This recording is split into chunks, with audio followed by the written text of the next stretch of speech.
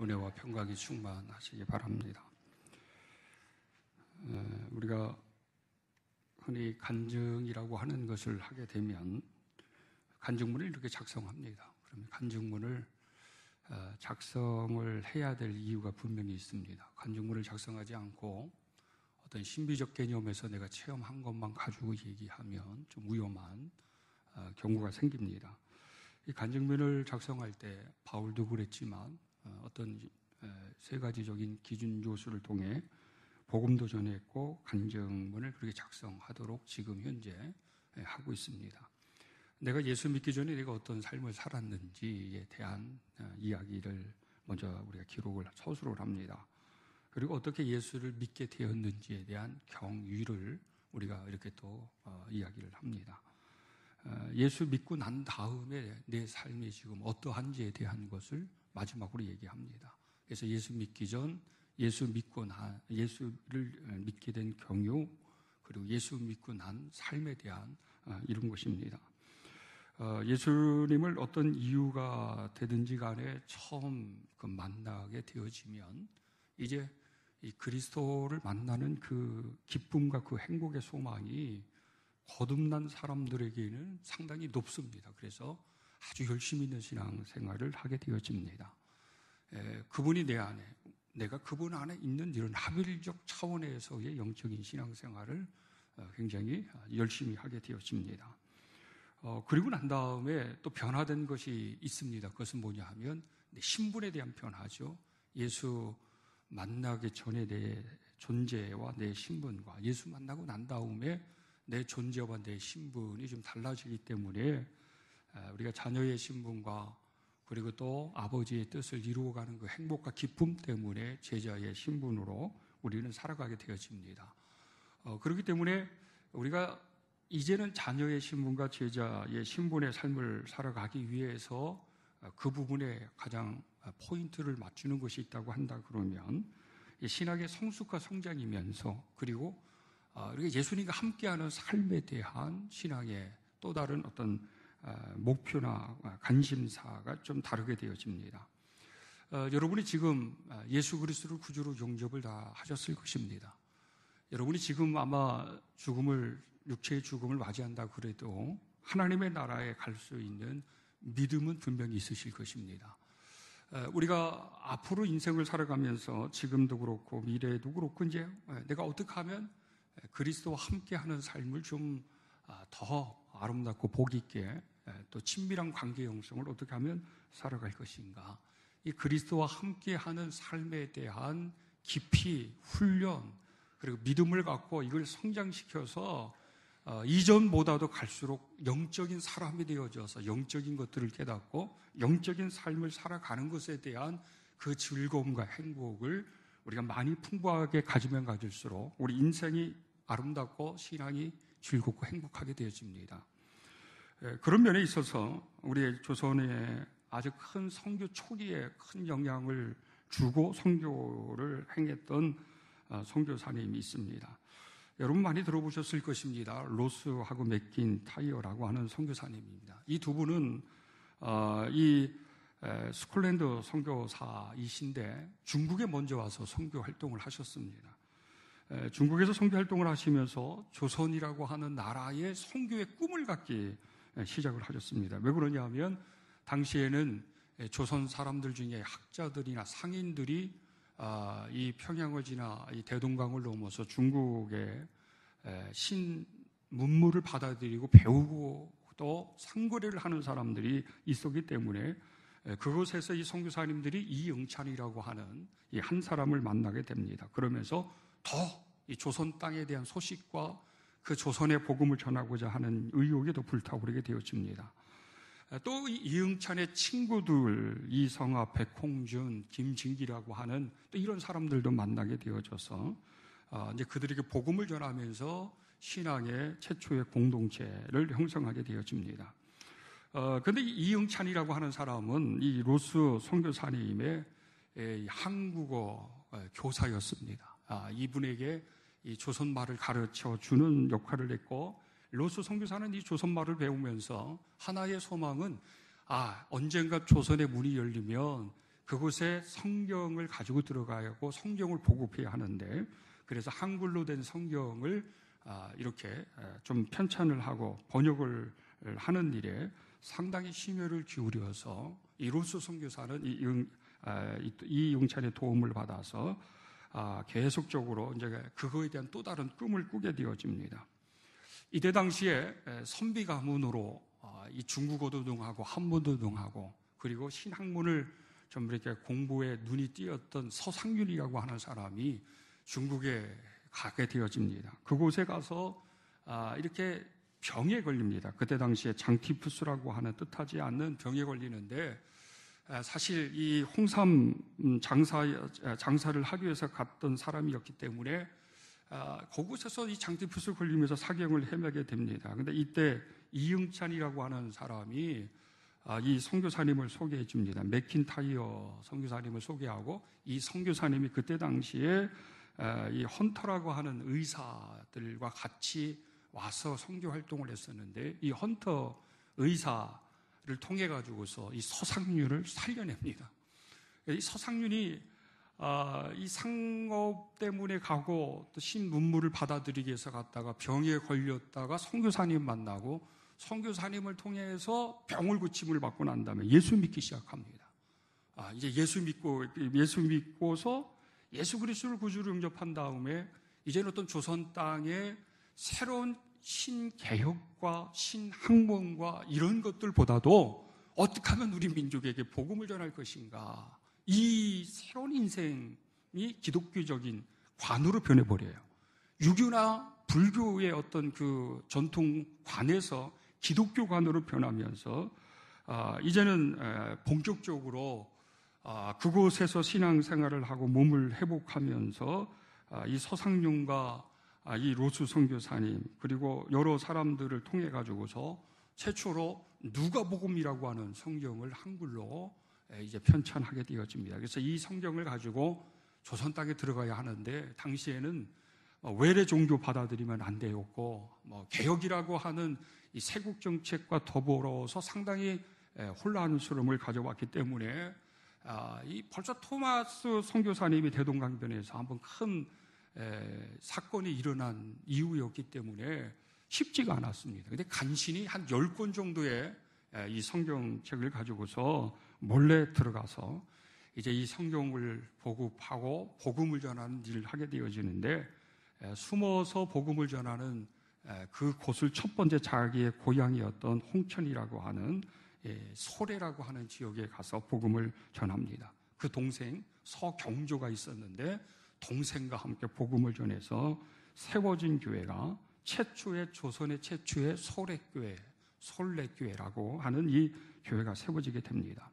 그림을 보면 초가지붕으로 아주 그냥 방 한 칸 정도였다가 그 이후에 기와를 씌우고 예배당을 중축을 하게 되어지고, 그리고 1896년에 32평의 기와로 최초의 교회를 세우게 되어집니다. 우리가 교회사적으로 상당히 의미 있는 이야기고 또 의미 있는 어떤 큰 사건이었습니다. 당시 최초로 세워진 교회, 그리고 선교사들이 교회를 건축한다고 그러니까 헌금을 하려고 했어요. 건축 헌금을 통해 교회를 건축하도록 했는데 그걸 거부했어요.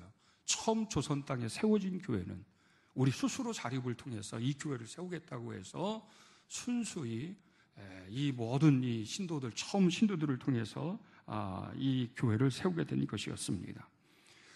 이 서상윤은 상업을 무역을 통해서 중국에 갔다가 병 걸렸다가 예수 만난 것이 선교사님을 통해서 이 병 고침을 받았습니다. 그리고 예수 그리스도를 영접하게 되어졌습니다. 그는 선비 가문이었기 때문에 재산과 지금 형편으로 이렇게 보면 일신의 안위를 평생 가질 수 있을 정도로 그렇게 살아갈 수 있었는데, 그가 그 모든 것들을 버려버리고 이제 예수 사람으로 복음을 전하고 그리고 교회를 세우고 그리고 성경을 이렇게 편집하는 일에 올인하게 되어집니다. 인생의 삶이 완전히 바뀌어버린 거예요. 당시에는 전하는 자나 받는 자가 발각이 되어지면 처단됐습니다. 우리 여러분 유명한 절도사 아시잖아요. 서울에 있는 천주교인들이 박해를 받아서 다 이 기독교를 받아들인 것에 대해서 이 순교하는 그런 순교지입니다. 그런데도 불구하고 복음을 전할 수밖에 없었던 이유가 무엇일까? 특별한 소명 때문일까? 아니면 그것이 굳이 이 세상적인 것보다 고귀하고 아름답고 행복해서일까라고 생각해 보면 그분에게는 그게 예수 그리스도와 함께하는 삶이에요. 복음을 전하는 일이 그리스도와 함께하는 삶이었고 교회를 관심 갖고 건축하는 일이 그분과 함께하는 삶이었습니다. 그뿐만 아니라 말이죠. 그것이 그에게는 또 다른 인생의 즐거움이었습니다. 오늘 본문에 보면은 선천적으로 장애를 가지고 태어난 한 사람이 나옵니다. 이 사람이 예수 믿기 전의 삶의 모습과 예수를 믿게 된 경유, 믿고 난 다음의 삶의 모습을 보면 아주 분명하게 구분되어집니다. 여러분, 예수 없이 살아가는 삶이 어떠했습니까? 선천적으로 장애를 가지고 태어나서 자기 인생의 소망도 없습니다. 하루하루의 끼니를 걱정해야 되는 형편이었습니다. 그러니까 누군가가 지정된 장소에 데려다 주면 그 자리에서 성전을 향해서 기도하고 예배하러 가는 사람들에게 구걸을 하는 거예요. 그래서 그 구걸 받은 걸 가지고 끼니를 때우고 뭔가 자기 인생의 조금이나마 계획을 수립할 수 있을 정도였습니다. 그러나 얼마나 비루합니까? 구걸하는 인생이라고 하는 것이 개인적인 차원뿐만 아니라 미래적인 개념에서도 보면 상당히 참혹하고 암울하게 굳이없는데 복음 없이 살아가는 삶이 그런 거예요. 아무리 지식이 있고 학식이 있고 돈이 있고 많이 있어도 그들의 길은 사망의 길이에요. 소망의 길이 아닙니다. 그들의 길은 영생의 길도 아닙니다. 그리스도 없는 것과 있는 것의 차이는 사실 그런 거예요. 그런데 이 사람이 사도들을 만나게 됩니다. 베드로와 요한이 성전에 올라가는 도중에 만나게 되어집니다. 그런데 여기에 이 사도들이 그를 주목합니다. 그리고 그가 사도들을 주목합니다. 그러나 이 주목하는 관점이 틀려요. 여러분, 베드로와 요한과 더불어 주목하여 이르되 4절에 보면 우리를 보라 그럽니다. 우리를 보라. 그런데 네가 구걸하는 것대로 돈을 얼마 주겠어? 이런 차원으로 아니잖아요. 우리를 보라. 우리를 보라라고 하는 이 말씀에는 복음, 그리스도의 어떤 영적인 차원 속에서 그가 새로운 생명과 영과 인생이 열리도록 하기 위한 그런 외침과 선포 아니겠습니까? 그런데 이상하게도요, 이 말에 이 사람이 그들을 보는 관점이 전혀 달라요. 그래서 여러분 5절에 보면 그가 사도들을 보았습니다. 그런데 어떤 목적으로 봤냐 하면 무엇을 얻을까 하여 바라보거늘. 그러니까 이 무엇을 얻을까 바라보거늘. 저분은 돈을 얼마 줄까? 아마 또 다른 기대치로 아마 봤을 것입니다. 그런데 아주 냉정하게 베드로가 그에게 이런 선포를 하게 되어집니다. 은과 금은 내게 없다. 내가 너에게 돈 줄 수는 없고 돈이 없다. 그러나 내게 있는 게 있는데 그게 뭐예요? 예수 그리스도인 거예요. 내게 있는 것을 내가 너에게 주는데 만약에 그것을 자신의 것으로 삼게 되어진다고 하면 새로운 인생의 삶과 새로운 존재가 될 것이라고 하는 것입니다. 그분이 바로 나사렛 예수 그리스도였습니다. 그래서 이 나사렛 예수 그리스도 이름으로 선포해서 일어나 걸으라 하니까 그리스도께서 그를 고쳐주셨습니다. 그래서 발목과 발에 힘을 얻어서 오늘 8절에 보면 뛰어서서 걸으며 그들과 함께 성전으로 들어갔다. 이게 바로 예수를 믿게 된 경유입니다. 사도들을 안 만났으면 그리스도를 영접하지 못했을 것입니다. 만약에 이 복음을 받아들이지 않았으면 새로운 인생의 삶을 그는 살아가지 못했을 것입니다. 그런데도 불구하고 그가 예수 만나고 삶의 축복은 장애가 고침을 받은 게 아니에요. 여러분 아세요? 내가 이제는 건강한 몸으로 얼마든지 내 인생의 소망을 가질 수도 있고 열심히 수고하고 땀 흘려서 성공적인 인생을 살아갈 수 있는 축복을 받았다. 이게 아니에요. 그것은 단순히 그리스도를 만나고 그리스도 안에서 새로워지기 위한 그런 어떤 과정 속의 하나이지 그게 전부가 아닌 것이었어요. 그가 예수 만나고 난 다음에 새로운 삶의 변화가 어떤 삶이었을까요? 그에게 가장 큰 기쁨과 소망과 즐거움은 여러분 8절 9절에 보면 예배자의 모습으로 등장하게 되어집니다. 예수님 없을 때 삶과 예수님 만나고 난 다음에 존재와 그 삶은 이제 예배자의 모습으로 세워져요. 그가 걷기도 하고 뛰기도 하며 하나님을 찬송하니 모든 백성들이 그 걷는 것과 하나님을 찬송함을 보고라고 하는 이 말씀은 이제 이 존재가, 이 사람의 존재가, 이 사람의 인생이, 소망이, 이 사람이 구하는 것이 돈을 구하는 것이 아니라 이제 예배자로서의 영광성과 환희 아니겠습니까? 그런 면에서 우리가 그리스도 안에서 그리스도와 함께 그분과 함께하는 그런 삶을 살아가기 위해서는 분명하게 잃어버리지 말아야 될 것이 있다고 한다면 여러분, 그를 주목하는 것입니다. 예수 그리스도를 매일같이 주목하는 것이에요. 근데 그 주목하는 이유가 중요합니다. 여러분, 우리가 왜 예수를 주목해야 합니까?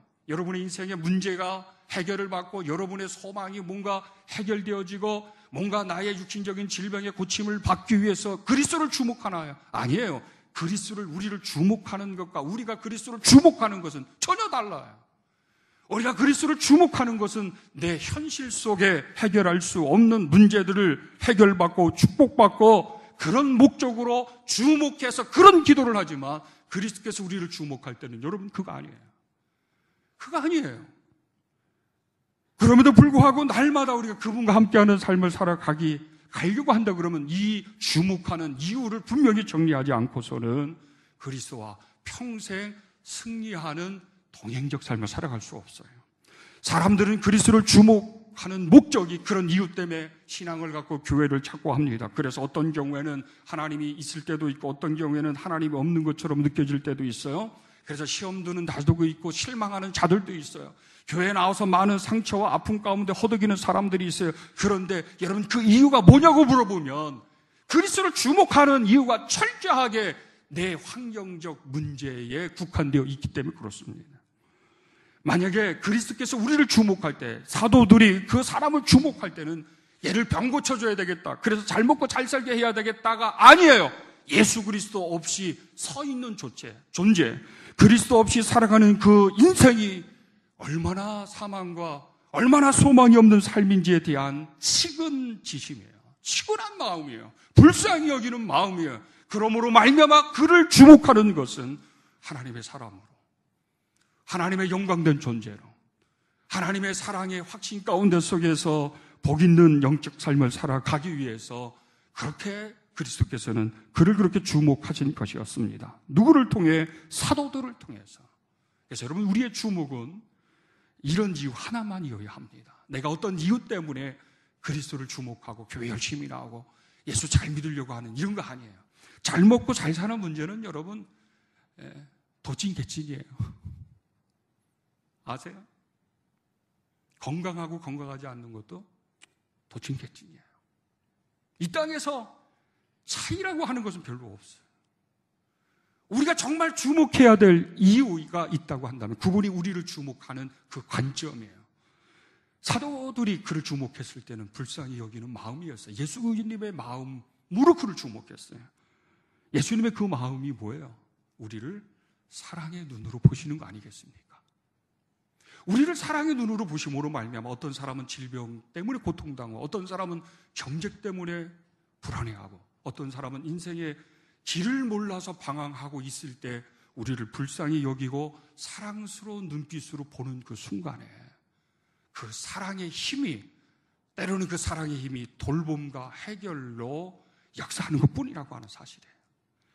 그리스도의 그 사랑이, 그 사랑의 눈으로 우리가 그리스도를 주목해야 합니다.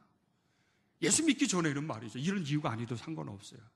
내가 질병 받기 위해서, 복 받기 위해서, 문제 해결 받기 위해서 그 이유 때문에 교회 나오고 예수 믿어도 상관은 없어요. 그러나 예수 그리스도를 구주로 영접하고 그분과 함께하는 삶을 살아가는 성숙한 건강한 그리스도인의 단계에서는 우리가 주목하는 것이 달라야 합니다.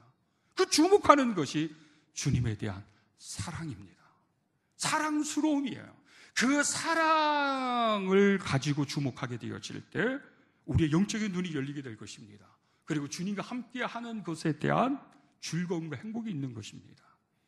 예배가 주님의 사랑 때문에 와서 예배를 드릴 때 예배가 마음의 감동도 있고 즐거움도 있고 행복도 있고 뿌듯함도 있는 것인데, 예수님에 대한 사랑 없이 온 예배는 말이죠, 형식적인 예배일 수밖에 없고 영혼의 일치가 이루어지지 않는 예배일 수밖에 없기 때문에 왠지 모르게 은혜가 되지 않고 공허감을 느낄 때가 많이 있어요. 이 사랑으로 우리가 주님을 주목하게 되어질 때, 그 사랑스러움을 가지고 우리가 주님을 바라보게 되어질 때 우리가 평생 주님과 동행하는 삶의 승리자가 될 수 있습니다. 주님과 동행하는 삶의 승리자가 되기 위해서 얼마나 인내가 필요해요. 얼마나 여러분 희생이 필요한지 몰라요. 여러분이 정말 주일날 한번 되면 저는요 9시쯤 돼서 일부 예배 하기 위해서 한 8시 반에 교회 도착을 하는데, 우리 아이들 선생님들 막 달려서 막 교회 오고 아이들 막 챙겨서 오는 분들 보면 참 안쓰럽기도 하고 대단하기도 하고 사랑스럽기도 해요. 이른 아침에 저 사람들이 저러는 이유가 뭐예요? 어떤 사람은 주말이고 연휴이기 때문에 늦잠도 자고 말이죠. 가족끼리 어디 1박 2일 놀러도 가고 늦게까지 TV도 보고 가족들과 함께 그러는데, 아침 일찍 바쁜데 정신없이 그러면서 교회 나오는 이유가 뭐예요, 여러분? 하나님 나라, 그리스도에 대한 사랑, 소망, 믿음 때문에 그런 거잖아요. 믿음이 없이는 못하는 거잖아요. 그러니까 이 사랑이라고 하는 것을 가지고 주님을 주목하면 할수록 그 사랑스러움은 우리의 심령과 우리의 삶을 복 있게 하고 윤택하게 하고 강건하게 하는 것입니다. 그렇기 때문에 여러분, 우리가 이 사랑으로 주님을 주목하는 그런 자가 될 때 주님과 동행하는 삶의 승리자가 될 수 있어요. 네? 여러분 믿음 잊지 말아야 합니다. 이게 사랑으로 주님을 주목해야 합니다. 오늘 어느 분이 목사님 저 이제 다음 주부터 교회 안 나와요. 그리고 가셔가지고 제 가슴이 또 철렁했어요. 이 주기가 있어요. 성도들은 주기가 패턴이 있어요. 패턴에 따라 이 사이클 돌아가는 게 따라 이렇게 딱 뭐가 나타나는데 마음이 참 좋지 않았어요. 생각해 보십시오. 우리가 이 주님을 주목하는 것은 사랑 그 이후에 해야지. 왜 예수님은 나에게 이런 사랑을 안 주시고 우리 가정을 이렇게, 내 자녀를, 내 사업을, 왜 내 인생을 이렇게 돌보지 않으셔요? 라고 하는 이 이유를 가지고 주님을 주목하면 시험 들 만한 일이 얼마나 많이 있습니까? 넘어질 만한 일이 얼마나 많이 있습니까? 그러나 주님은 우리를 주목하실 때 우리가 원하는 것을 채워주시는 주님으로 존재하거나 주목하지 않으셔요.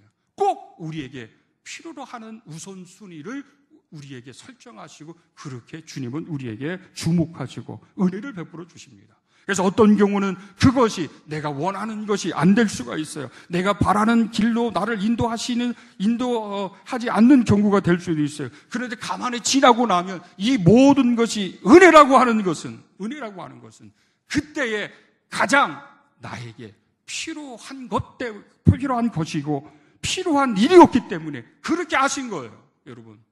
왜 하나님 그때 그랬습니까? 그때 내가 바라는 건 이거였는데, 더 좋은 것이었는데 왜 그랬습니까? 라고 얘기를 하지만 그때 가장 우리에게 사랑의 눈으로 보실 때 필요한 것은 그게 아니셨기 때문에 다른 것을 주시고 다른 길로 인도하시면서 우리를 더 좋은 영광 가운데 주님께서 세워주신 이유 때문에 그렇게 하신 거예요. 우리가 영적으로 분별하지 못하고 영적으로 깨닫지 못한 것뿐이라고 하는 사실입니다. 지금 이 사람은 말이죠, 예수 그리스도를 처음에는 주목할 때 이 사도들이 오늘 얼마 돈 줄까 말이야, 얼마 줄까라고 하는 이런 관점으로 그를 주목했어요. 바라보았어요. 무엇을 얻으려고 그렇게 했어요. 그런데 금과 은은 내게 없다. 내가 너에게 줄 수 있는 것은 나사렛 예수 그리스도라고 하는 거예요. 이 나사렛 예수 그리스도 그 한 분만이 너에게 소망이고 너에게 길이고 너에게 영생과 진리고 너에게 영적인 축복이 될 수 있다고 하는 사실입니다. 그렇기 때문에 여러분, 우리가 주님과 동행하는 삶을 살아가기 위해서 주님을 사랑의 눈으로 주목하며 나가시는 그 부분에 열심을 내시기 바랍니다. 성숙하고 성장하시기 바랍니다. 이것이 필요해요. 또 하나는요, 주목을 통해서 주님과 동행하는 삶의 총체적인 아주 우리가 지향해야 될 것, 성숙하게 만들어고 그 속에서 자유함과 즐거움을 가져야 되는 것 중에 하나가 있다고 한다 그러면 그것은 예배자의 삶입니다. 예수 만나고 난 다음에 변화된 것이 무엇인가? 라고 얘기했을 때 내가 못 걸었는데 일어났어요. 병 고침을 받았어요. 이거는 아무것도 아니에요, 여러분. 이 사람이 육신의 죽음을 맞이하는 순간까지 걷지 못하고 다시 주저앉는 일이 있었을까요? 없었을까요? 아니면 고침받는 그대로 죽을 때까지 걷고 예수 잘 믿다 죽었을까요? 모르는 일입니다. 왜 그런지 아십니까? 그리스도의 은혜와 보혈의 능력 가운데 속에 우리의 육신의 질병이 고침을 받아도 시간이 흐르면서 우리의 육신은 여러 연약한 곳에 노출이 되고, 그리고 연약해지면 다시 못 걷고 다시 원점으로 돌아갈 수 있는 일들은 일어납니다. 주의 능력으로 이런 일이 없게 하여 주옵소서. 이거는 허망된 기도예요. 주님, 나는 암도 사라지고 병도 없게 하여 주시옵시고, 나는 하나님 죽을 때까지 그냥 건강하게 불꽃처럼 젊음의 그 혈기와 에너지, 그 힘을 가지고 교회 나오다 죽게 해주세요. 그건 탐심이죠. 시간이 흘러서 때가 되어지면 내가 성령으로 고침받은 육신도 노쇠화되어지고 많이 쓰게 되어지면, 관리 안 하게 되어지면 여러분 병도 오고요, 또 그렇게 될 수도 있어요. 그게 중요한 것이 아니에요. 내가 예수 그리스도를 만나서 내가 어떤 존재가 되고 어떤 삶을 지금 살아가고 있느냐, 이 사람은 예배자의 삶을 지금 살아가는 거예요. 예배자의 영광을 경험하지 못했는데 예배자의 삶에서 예배자로서의 존재의식을 갖고 이 살아가는 이 영광성의 축복은 모든 그리스도인들이 여러분 성공과 이루어내야 될 그런 최상의 목표 아니겠습니까? 코로나 때문에 여러분 교회 오지 않고 집에서나 다른 데 가서 뭐 잠시 중단되어져도 괜찮다고 하는 면죄부 받은 것처럼 생각하지 마세요. 오늘날 많은 그리스도인들이 이 코로나로 인해 가지고 말이죠, 어느 신학자들은 지금 한국 교회가 다시 과거의 그런 것을 회복할 수 없다라고 그렇게 얘기들을 많이 하고 있어요. 코로나 이유 때문에 마치 예배의 자유자가 되고 면죄부 받은 것처럼 생각하면 안 된다는 거예요. 우리가 예배자의 그런 삶이라고 하는 것은 하나님 앞에서나 나의 삶의 현장에서나 아버지와의 관계를 가지면서 내가 아버지를 향해서 해야 될 가장 영광스럽고 가장 축복된 것이고 가장 승리자 가운데 속에서 우리가 그 승리자의 대열 속에서 세워져야 될 내 자신의 모습이라고 하는 거예요. 쉽게 얘기하면 주님과 동행하는 삶은요, 예배자의 삶을 살아가는 것이 주님과 동행하는 거예요. 예배 드릴 수 있을 때 열심히 예배 드려야 하고요, 환경이 여의치 못해서 또 환경 속에서 내가 행해야 될 때는 또 그 환경에서 열심히 해야 되고요, 그렇게 향하는 것입니다. 어떤 분이 꿈이라고 하는 얘기를 얘기할 때 어느 사람에게 질문을 했습니다. 자네는 꿈이 뭐라고 생각하느냐? 꿈이 뭐야? 드림이 뭐야? 그랬더니 이 사람은요, 자기가 지금 앞으로 미래에 일어날 것, 바라고 싶은 거, 이 환상, 이런 거에 대한 것을 이렇게 생각을 하고 있었습니다. 그런데 이런저런 질문하다 이분이 이런 얘기를 합니다. 우리의 꿈은 우리의 삶이야. 이해가 되시나요? 우리의 꿈은 우리의 이 삶이야. 우리의 이 삶에서 얼마만큼 내 자신의 존재가, 내 자신이 얼마나 충실하게 의미를 가지고 살아가느냐, 살아가지 않느냐, 여기에 따라서 꿈을 갖고 꿈을 실현하고 꿈을 갖지 못하고 꿈을 실현하지 못하고 살아가는 것뿐이다. 이렇게 결론을 얘기한 것이었어요. 왜 그러냐면 이 사람에게 자네는 꿈이 뭔가라고 질문했을 때 이 사람은 인생에 대한 자기의 정체성을 아직 확립하지 못하고 방황을 가지고 있었습니다. 내가 왜 살아야 하는지, 내가 누구인지를 모르고 방황했을 때 이 스승과 같은 사람이 그 사람에게 그런 질문을 한 것입니다. 자네의 꿈은 뭐야? 라고 얘기할 때 이 스승은 내 삶, 너의 삶이 너의 꿈이야 라고 하는 것을 통해 그가 새롭게 자기 자신의 정체성과 자기 인생, 평범한 아주 그 인생을 살아갈 수 있었다고 하는 것입니다. 우리의 가장 큰 꿈과 소망은 하나님의 나라예요. 하나님의 나라에 세워질 우리들의 모습이 이 땅에서 아버지를 영화롭게 하고 아버지를 영광스럽게 하고 하나님의 나라를 소유한 자로서의 삶을 살아가는 것 외에는 아무것도 없어요.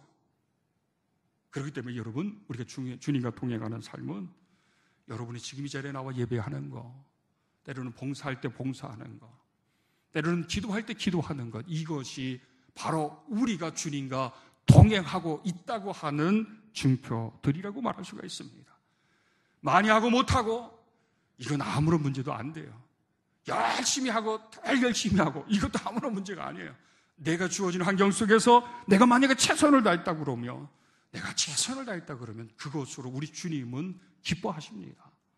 그렇기 때문에 날마다 우리는 남은 여생을 내가 어떻게 살아가야 할 것인가 할 때 여러분 주님과 동행하는 삶을 살아가시기를 바랍니다. 주님을 주목하십시오. 주님과 동행하는 삶의 평범함을 귀하게 여기고 성실하게 한결같은 그런 모습으로 주님 앞에 나갈 수 있는 그런 우리 주의 성도들이 되시기를 간절히 축원합니다.